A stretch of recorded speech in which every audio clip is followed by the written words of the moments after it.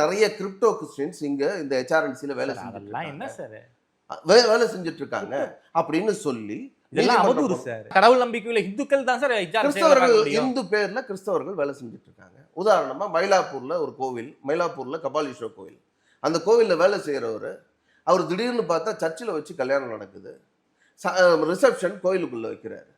அவர் ஏன்பா சர்ச்சில் கல்யாணம் நடக்குது இங்கன்னா பேர் வந்து அப்புன்னு பேர் வச்சிருக்காரு, வேற பேரு.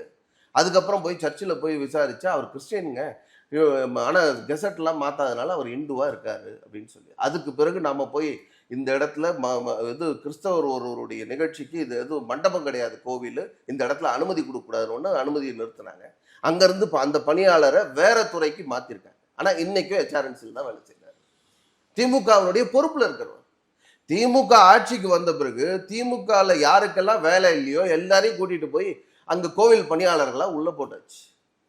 யார் வீட்டுல யாருக்கெல்லாம் வேலை இல்லை, வாங்கப்பா வாங்க தம்பிகளா வாங்க, எல்லாரும் கோயில்ல வேலை இருக்கு, உங்களுக்கு எல்லாருக்கும் சம்பளத்தோட வேலை, ஜாலியா வேலை செய்யுங்க அப்படின்ற நிலைக்கு இன்னைக்கு திமுக அரசாங்கத்தினுடைய இதே நிலை அதிமுக ஆட்சி காலத்துல நடக்கலையா? நான் என்ன சொன்னேன், அதிமுக ஆட்சி காலத்துல நடந்தாலும் நாங்க எதிர்ப்பு தெரிவிச்சோம், அப்பவும் இதுக்கு மாதிரி செய்யக்கூடாது. ஆனா இன்னைக்கு மிக மோசமான நிலையில போயிட்டு இருக்கு. திமுகவினுடைய ஆட்சி காலத்துல மிக மோசமான நிலைக்கு நீங்க எந்த கட்சி, அதிமுக திமுக ரெண்டு கட்சியில இதுல மாற்றமே கிடையாது. யாருக்கெல்லாம் பதவி கொடுக்க முடியலையோ, கட்சியில பதவி கொடுக்க முடியலையோ அவங்களுக்கு அறங்காவலர் குழு தலைவர், அதுவும் நீதிமன்றம் சொல்லுது. நீதிமன்றம் என்ன சொல்லுது, ஒரு அரசியல்வாதிக்கு அங்க அறங்காவலர் குழு தலைவரா போடக்கூடாது அப்படின்னு சொல்லுது. ஆனா இன்னைக்கும் பல கோவில்கள்ல போட்டுதான் இருக்காங்க. நீதிமன்ற உத்தரவை எல்லாம் இவங்க மதிக்கிறதே கிடையாது, என்னைக்கும் மதிக்கிறது இல்லை.